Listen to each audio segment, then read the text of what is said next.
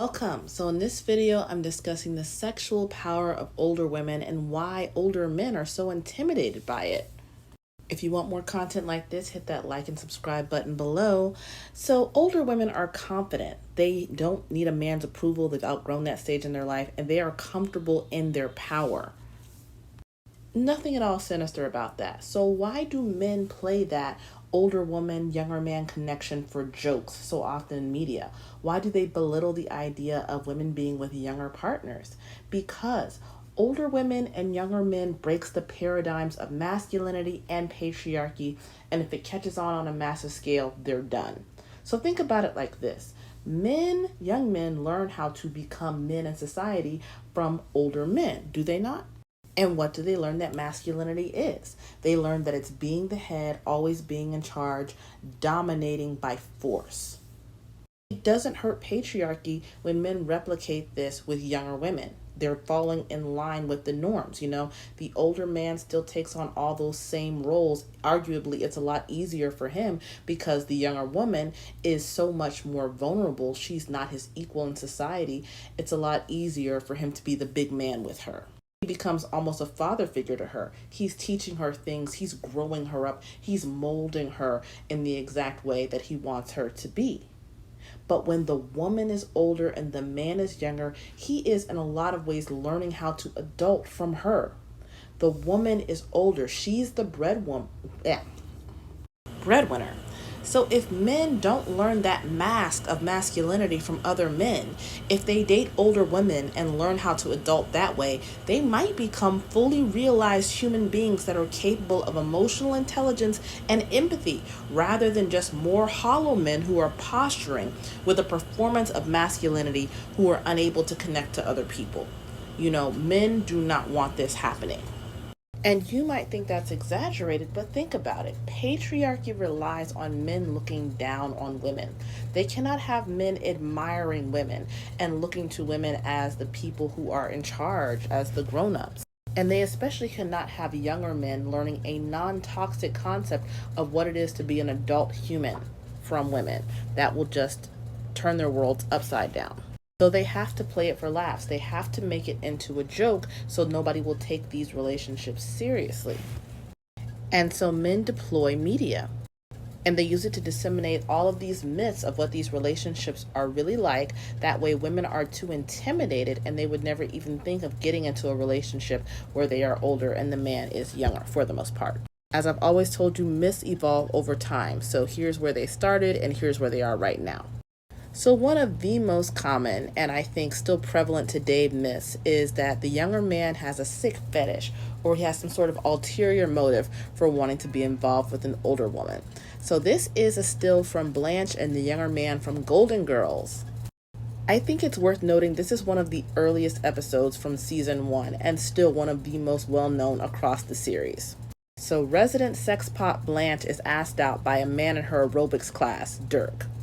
And this is where the mythology begins. She spends all week long killing herself to look good for this date. She is exercising constantly. She's not eating because she's like, oh my God, I have to compete with the younger girls. And, he is going to want a young, firm body. I have to look so good for him. And he comes in to pick her up for the date and says, you look gorgeous. And she feels vindicated. She says to Dorothy and Rose, this is what I've been searching for. I want a husband like this to keep me young for the next 20 years of my life. She's so excited about what this relationship could be. And they're telling her, this is a bad idea. This never is going to work out. These May-December romances aren't for women. Mind you, Dorothy's husband has left her for a younger woman. Keep that in mind. So they get out to dinner and they have absolutely nothing in common. Blanche is a very upscale, dignified, sophisticated lady. Dirk is a young meathead. All he wants to talk about is lifting weights and microbiotics and all that sort of thing. And she's like, I think I might have made a mistake, but it's still feeling good. She's still feeling very affirmed and beautiful and young until he says, oh, I love being out with you. I love the way you look and sound, everything about you. You remind me of my mother. And I never get to see her anymore. I haven't seen her in years. But when I'm with you, it's like I'm back with mom. And she's like, ugh. He just wanted a mother substitute, which is sick. I mean, to look for that in somebody you're dating is he has an illness. Meanwhile, back at the ranch, Rose's mom is visiting the house, and she's an older woman, obviously older even than them. She's, Sophia's age, and they're all sitting around talking about Blanche being out on this date, and Rose's mom intimates, hey, I've dated a younger man. It was after your father died. He was a drifter, an ex-con, and he stayed with me, and then he moved into the house. So it's planting this idea in your mind. A younger man can only want you if he's got an ulterior motive. Of course, in that case, he wanted to get next to a widow who had a nice little tidy fortune. He wanted a place to stay. He was a homosexual, basically. A lot of this early stuff was fear-mongering and propaganda to scare you into your place, because the ladies of Golden Girls were constantly dating, but they were making sure you stuck to the men in your age range. And this show was written by men. They didn't want you thinking you can get outside. And this early myth really permeated the depictions of older women and younger men in the 90s and 80s. I'm thinking of None But the Lonely Heart with Tales from the Crypt, where this young man was getting into a romance scam where he seduced these older women and used their sort of sexual power against them. He would seduce them, marry them, and then unalive them for their fortunes. Same concept with the Law and Order episode Venom. This was season 9, I think it was like episode 7.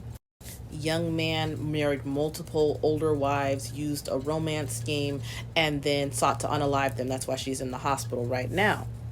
But in addition to being a scammer, a con man, he also had a sick fetish. He was attracted to older women because he'd experienced abuse in his childhood from an older woman. I won't spoil the episode for you. It's very, very good. But now that I think about it, they had an episode with the same theme in season 20. Think about that. The original Law and Order spanned 20 years and now has rebooted, and they keep exploring this theme that somehow the only young men who want older women are sick because they've experienced abuse, or they're somehow, experiencing a mental health issue. That's going to make women draw back from the idea of even trying. Very common in these depictions of these May-December romances when it comes to women. The woman is always so apprehensive. She starts out saying, oh, I think you have an ulterior motive, or something's the matter with you. You can't possibly want me for me. And that's what we see a lot of in how Stella got her groove back. She and her family are consistently accusing Winston of being gold diggers. So for all those who don't know, this was a Terry McMillan novel that turned into a blockbuster movie starring Angela Bassett and Taye Diggs. And in the movie, Stella who's 42, goes down to Jamaica on vacation and meets the 19 or 20-year-old Winston Shakespeare. But both in the book and the movie, she is convinced that he couldn't really, really be interested in her, even though she looks like this. I mean, I think it's a good thing to have situational awareness. A lot of women don't want to fall into the same traps as men now that they have the same economic power as men, because Stella is a wealthy young woman, or wealthy older woman, however you want to couch it. She is aware there would be a financial motive for a young man from Jamaica, a green card, her wealth, etc., for him to want to be with her, aside from just her considerable charms. And then, too, I think the real-life tale of Terry McMillan, when she actually met this young man on vacation and turned it into this novel, served as a cautionary tale for so many women, because it did turn out he had an ulterior motive. But that one case doesn't have anything to do with the depiction of older women and younger men in media by men before this and after this. I'm always telling you, ladies, about relationship myths. They evolve. You learn that one is false and they replace it with a new one to account for why the old one doesn't make sense anymore. So once women figured out, hey, there are women out here having long-lasting relationships with younger men, and those guys didn't have an ulterior motive and they don't have a sick fetish for older women, they tell you, okay, well, it's just temporary. Your relationship is going to fail, so don't even try. And you see this a lot on the shows of the later 90s, like Rachel on Friends with Tag. Remember, she was so into Tag, she just had to have him. She hired him to get closer to him. Again, inappropriate, but we'll talk about that later. They were dating. They were having a nice little successful dating life. Nothing was going wrong. And then out of nowhere, she broke up with him. Do you remember why, though? What was so pressing? Rachel turned 30. And her friends convinced her that she had no future with this guy. They all get in on the act, and she says, oh my God, I want kids, I want a husband, I want a white picket fence, and I can't have any of those things if I stay here with you. Quick question. Does she get any of those things aside from children? Does she get a husband? I'm waiting for the answer. Did she get a white picket fence? What? She broke up with him for an illusion. Meanwhile, Ros goes on to date one of his students, a girl who was literally in college. Joey dates younger girl after younger girl, and Monica has a long-term serious relationship with a man her father's age. Burke, played by the exceptionally handsome Tom Selleck. I can't say too much negative about him. He was fine. But don't you see the programming? They're getting you to believe you need to date older women. You can never date younger. It's never going to work out. But meanwhile, there are no obstacles to your romantic relationship with a man 30 years your senior. Or 21 years. It was never very clear with Monica and Richard, the exact age gap, but it was a lot. It was decades.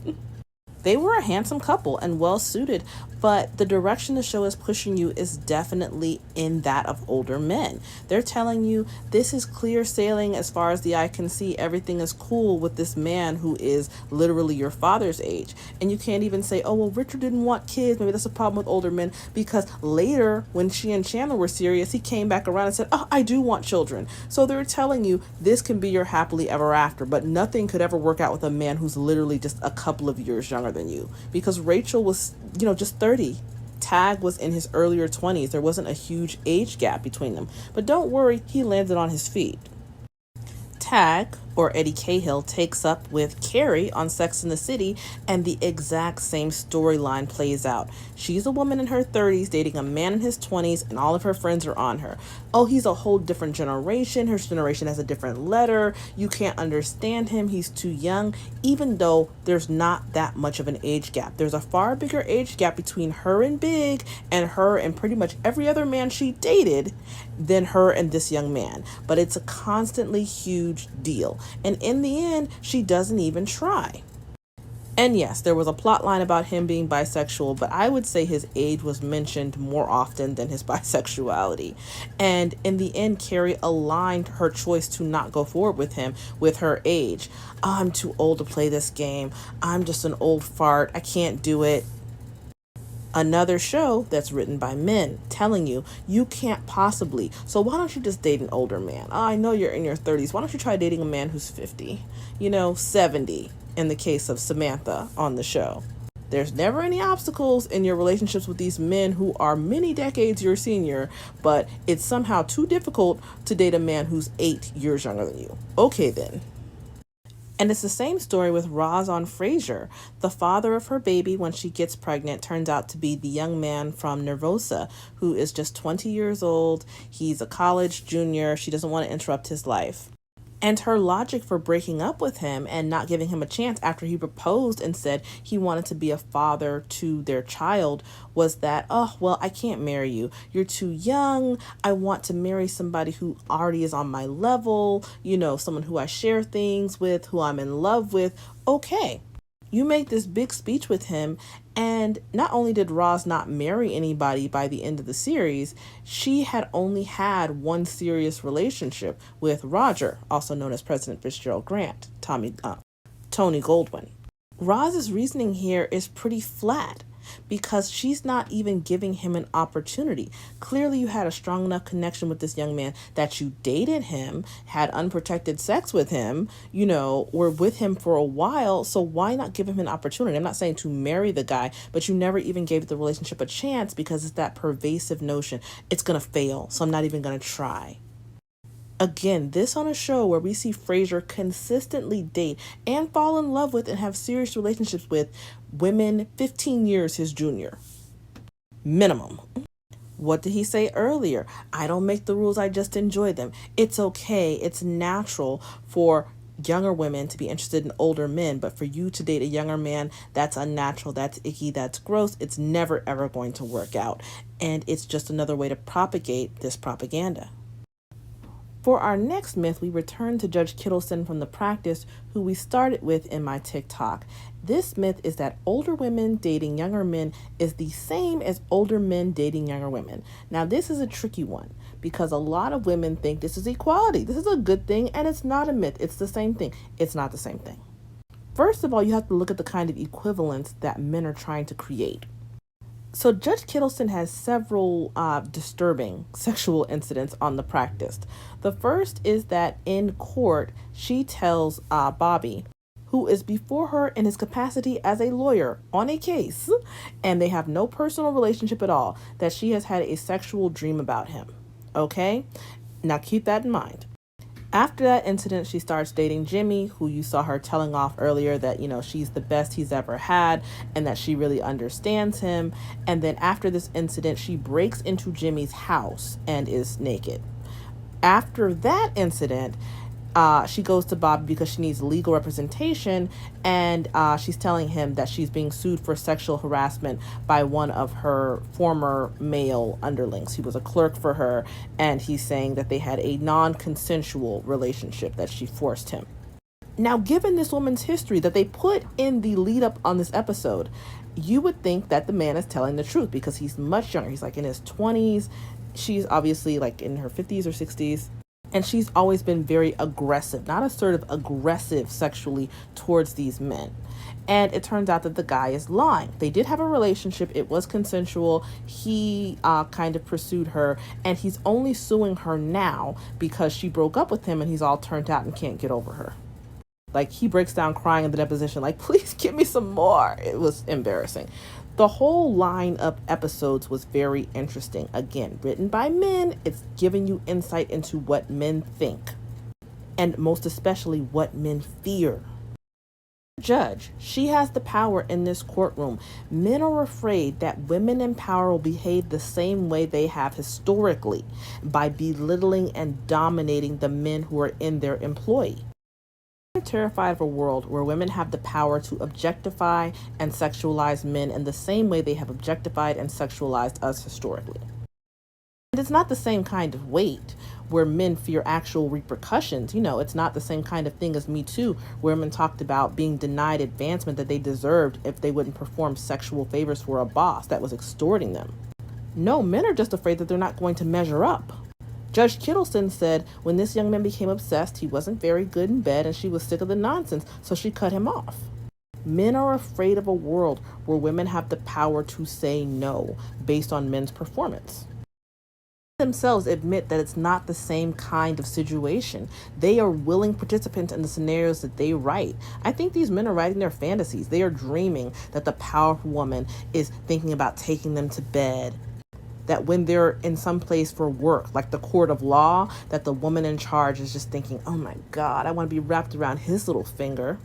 Men like to think women think the same way that they do, and we do not. It's a very male-centric fantasy, using your power to exploit your subordinates. In their hand, the young man who was suing for sexual harassment was lying. He was trying to get power. What do men always say about women who file these kinds of suits? Oh, they knew what they were doing. Oh, they're just trying to get power. Now they've aged out of the system. Now they want to get it another way. Oh, they're just bitter they got rejected. They're projecting their stuff in this particular episode. And they're also showing their hand when it comes to their insecurities, because these men are upset that they might not measure up. They think that women are going to choose partners on the same criteria that they choose partners on, youth and attractiveness. When this young man aged out and wasn't performing, the judge said, cut it. I don't need you anymore. I have lots more options. And she went on to exercise them, and this young man could not take it. Let men try to convince you they don't find older women attractive. I think they enjoy the power and balance, but they are just afraid of being judged and not measuring up. Try to position the crone as predatory or as a joke so you don't take her sexuality seriously. If it's a joke, the man is still the one in control. He's still the powerhouse, and she is just a lonely old spinster begging for his approval. But in reality, Judge Kittleson wasn't thinking about any of these men. And that's men's greatest fear. A woman who's independent, self-sufficient, and does not need them. Doesn't live and die off male approval. So men want to spread this myth that older women dating younger men is the same as older men dating younger women, and it's not the same at all. Older men need younger women. They are leaning on them. They need them to appear a certain way in society. They need the affirmation. They need their youth and beauty as social currency. They are dependent, and they are willing to give anything, their time, their money, their social cachet, in exchange for what these women can do for them. The relationship between older men and younger women is dependent. The relationship between older women and younger men is enabled because older women don't need anyone. They don't need men, young or old, and they really don't need anyone else because they are self-sufficient. They've shed their fear of societal mores, they've shed their fear of judgment, and now they are doing it for themselves. They are supremely happy and confident with or without anyone else's company, and they don't need male approval, and men cannot stand it. And in that same vein, the next myth is that older women can never take young men seriously. I'm thinking of Joan and Chris on Girlfriends. So Joan, who's a lawyer in her 30s, meets Chris, who is a male guy in his 20s, when her firm is playing a baseball game and they need a ringer, and he joins the baseball team. Everyone around feels comfortable teasing her about their relationship, and you've got to listen to who's talking. Again, it's more of that societal programming. Mr. Swedelson, who is one of the partners in the firm, who routinely dates and marries women younger than Joan, feels comfortable teasing her about Chris. Don't put any don't go expensing any Happy Meals. Like, sir, you are about to die. But this fossil is telling 30-something Joan, yo, you can't date a man in his 20s. Ugh, gross. When he's dating women in their 20s. William, who is slightly older than Joan, is saying the same kinds of things. Oh my God, he's going to pull up on his big wheel to get you. Ha ha ha. You're a big joke for dating a younger man. He dates a woman who is 20 later in the series. And this is a serious relationship, and he's trying to mold her. Again, that societal idea that it's perfectly okay for him to try and make. He says, if I can't find the woman of my dreams, what's wrong with me trying to make the woman of my dreams? So it's fine for him to play Pygmalion to a young girl who literally can't legally drink, but it's an anathema for Joan, who is only a few years older than Chris, to date a young man who is grown, has his own place, etc., etc. I'm disappointed because this show is written by a woman, Miss Ali, and she actually has Joan break up with him in the end. She fights back against the ageism of the idea she can't date him at all. But I think it pushes the propaganda that older women never do take young men seriously, because she's been on somewhat hold with her ex-boyfriend who is her age, and he's moved across the country. The minute he calls her and says, I'm coming back to town, doesn't say anything about them getting back together, she breaks up with Chris instantly, even though they've been dating for months, and is through with him, doesn't think about him anymore. And it all turns out to be for nothing. Her ex-boyfriend Sean wants nothing to do with her, and she ends up with nothing. But I think that the idea that older women can't take young men seriously is an ego-assuaging myth that men came up with to make themselves feel better. And it feeds into the next myth that this develops into, which is that older men are always the better choice. And nowhere is this more evident than in the movie Something's Gotta Give. So for all those who are unfamiliar, in this movie, Jack Nicholson is dating an older writer who dates almost exclusively young women, and he talks about, it's a biological imperative, and aren't they sexy and young? So Jack is dating her younger daughter to begin with, and he comes to stay at her summer house. I forget what happens with the daughter, but Jack ends up having a heart episode, and Diane Keaton ends up taking care of him. In the process, she meets his much younger doctor, Keanu Reeves, and she begins dating him. This is only after she and Jack have had a liaison that does not work out. They're together for a hot minute, and he's like, oh my God, you're getting so serious. It's gross. And then she's like, I don't have time for the foolishness. She's having a lovely, fulfilling, romantic relationship with Keanu Reeves while Jack tries to find himself, by talking to all these younger women that he's dated and going all around. And, just when she and Keanu are on the verge of having a nice, serious, committed relationship, he proposes to her. Jack Nicholson comes back in the picture, and she and he live happily ever after. Please tell me how the commitment phobic older man who has never settled down, who is, divorced and just a giant a-hole, has problems with alcohol, is sickly, is looking for now a hospice care wife, is the right choice. He didn't choose you when he had a chance, but they want to drum into your head. All right, you've had your fun. You've shown me that you can get a younger man the same way I can get younger women. Ha ha, isn't this fun? Now I need somebody to take care of me. Stop playing. You know the older man's the better choice for you. You know you want a mature man. And I hate the way that movies and shows like this one conflate maturity with age. Keanu Reeves is the mature one. He's a doctor and he's never waffled about wanting to be committed to Diane Keaton.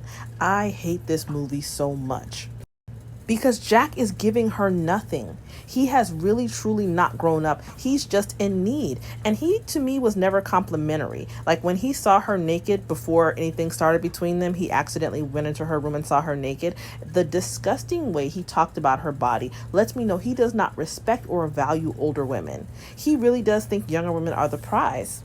It's just after he has his heart issue, in part because he's using Viagra and he's not supposed to be. Like many older men, he realizes he cannot keep this pace forever, that these young girls go on to have husbands their own age and children, and that they were indicative of, some crisis that he was having. Rather, he was indicative of some crisis they were having in their lives. They had some daddy issues. They had some problems they needed to work out before they could have a healthy relationship with a man their own age. And men don't want to admit that. So they try to position themselves as the superior choice. Well, I'm better for you than a young man. Again, going back to the idea that older women and older men dating younger is the same. It's not the same at all. Positioning of the older man when you have a choice between a nice, young, fresh, untainted guy and this older alcoholic, commitment phobic jackass goes all the way back to Bull Durham. So in this movie, you've got Kevin Costner, Susan Sarandon, and Tim Robbins. You may have noticed I don't bother with the movie names. I mean, we all know who the people are. Anyhow, Kevin Costner is the seasoned guy, and he's an old timer who never made it past the minors. And he is been brought up to coach this young guy who's got the potential to make it to the majors. That's Tim Robbins. So Susan Sarandon is a baseball groupie. That's what she calls herself. And she tells them, each year I pick a young guy to coach, and I help him through life, and he's my lover, and I'm auditioning slots. And the young guy's like, hell yeah. And, Kevin Costner's character says, oh, I'm too good. I'm too old to be coached and to be auditioning for anything. I have to be chosen outright.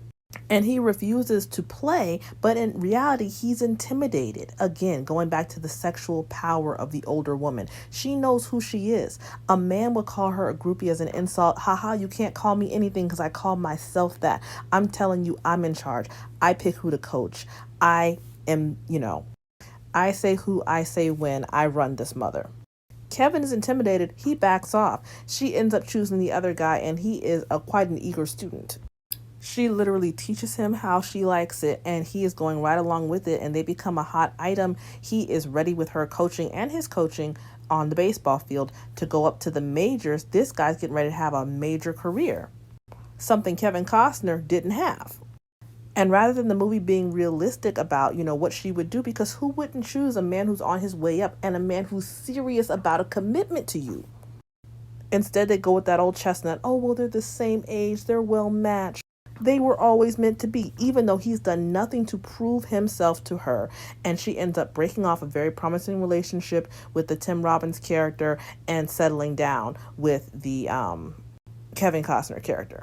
Men want to believe that there is somebody waiting at the end of the rainbow when they're old and washed up, because not only does Kevin Costner's character, not have a bright future ahead of him, his career is over.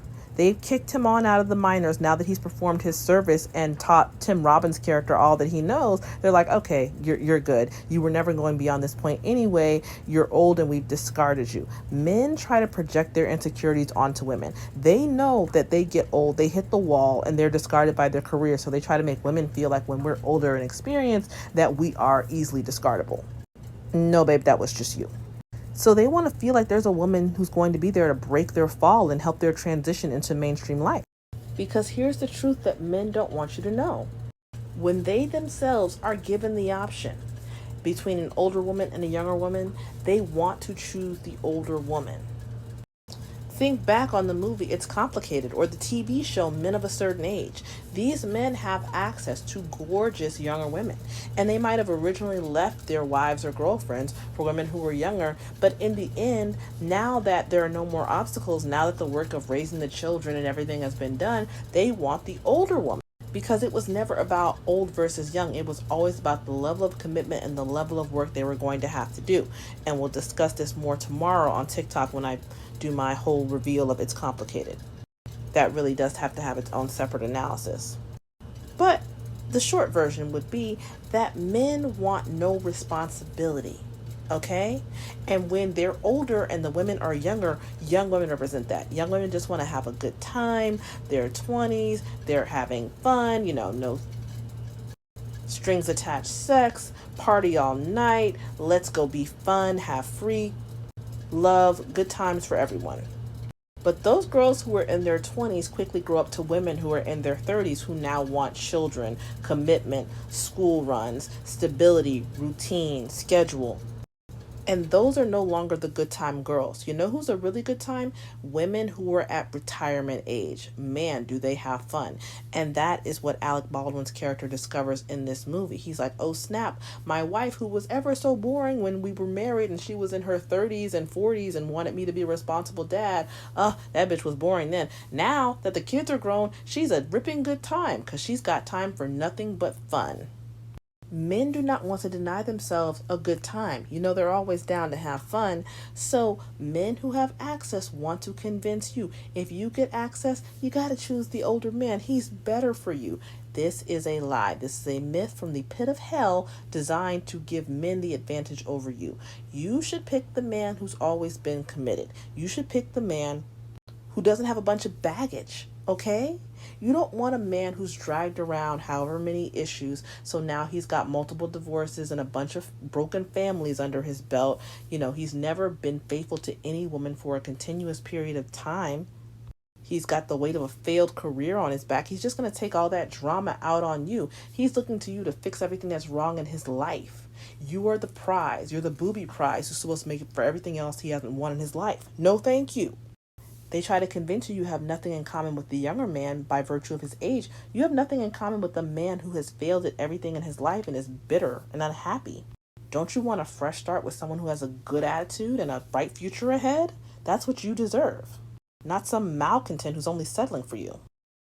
Which brings me to our final myth for today. This is the most dangerous and pernicious myth of all, seen in modern movies like The Idea of You, about dating younger men. There's always time later. Sacrifice your dreams for everyone else. What you want is a little too inconvenient, but there'll be time later. So for those who don't know this movie, Anne Hathaway's character is a mother who ends up going to Coachella with her daughter. Her ex-husband cheated on her and left her for a younger woman. He promised to take their daughter and all her little friends who are in high school to Coachella, ends up not doing it, sticking Anne with the job, and she meets a boy band star there, Nicholas's character. So he's in his 20s, she's in her 40s, and they are living their best lives. They start a romance, and she's resisting him every step of the way, and it's always some kind of excuse. Oh, what are people gonna think, and this and that and the third.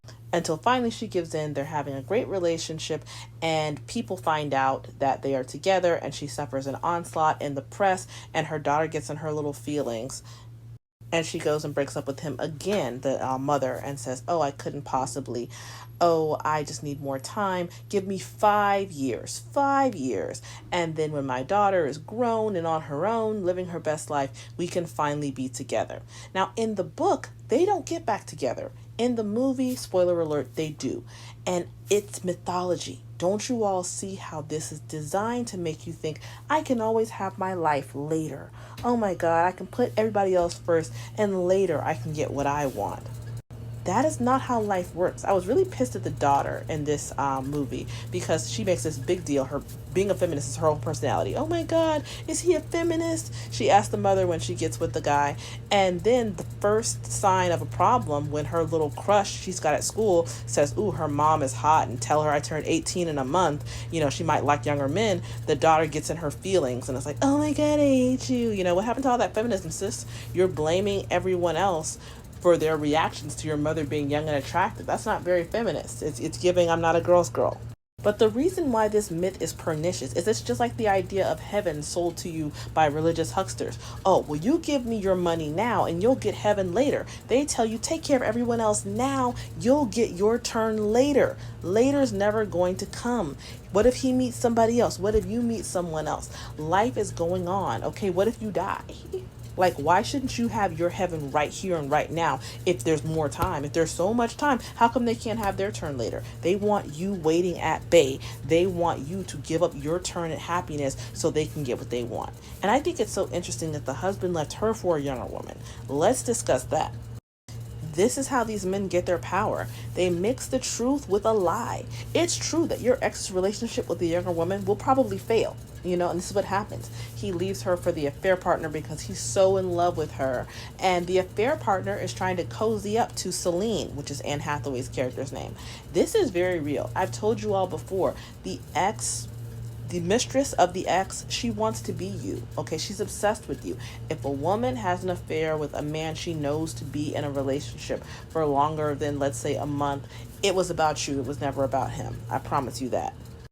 And the mistress in this story is always asking Celine, oh, let's have lunch, let's do this, complimenting her clothes, like claiming, oh my God, I didn't know about this and that. I'm so sorry. He said you all were really going to, get divorced and this, that, and the third.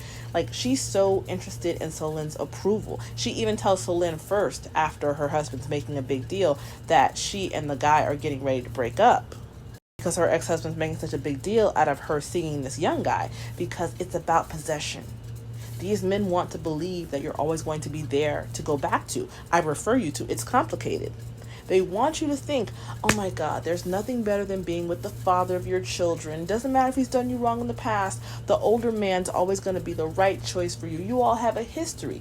These men want to use the framework of this idea of your history together to screw you over and be able to leave you and come back whenever they get ready, because they are fearful that they won't have any other options.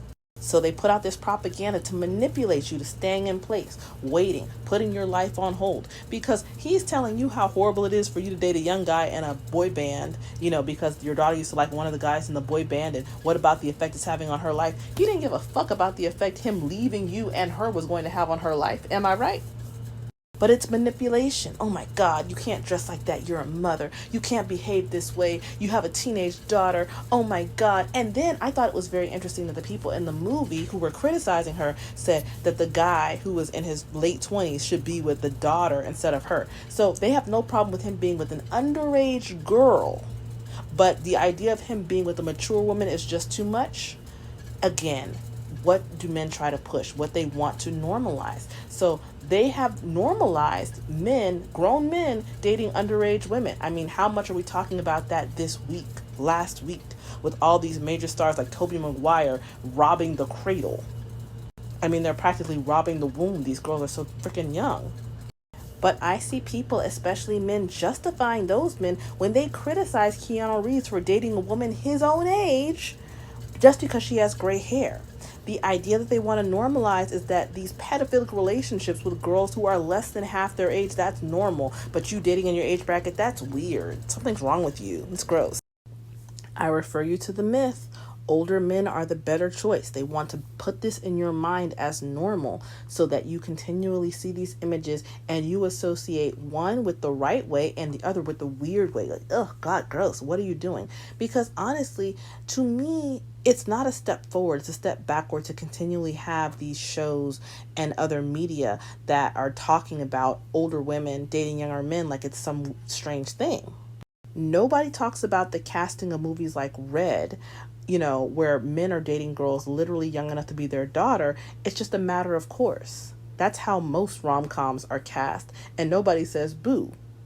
And it's not just romantic movies, it's action movies, it's dramas, it's just life. We're supposed to accept that as normal, and then when it's the other way around, it's got to be this huge plot point.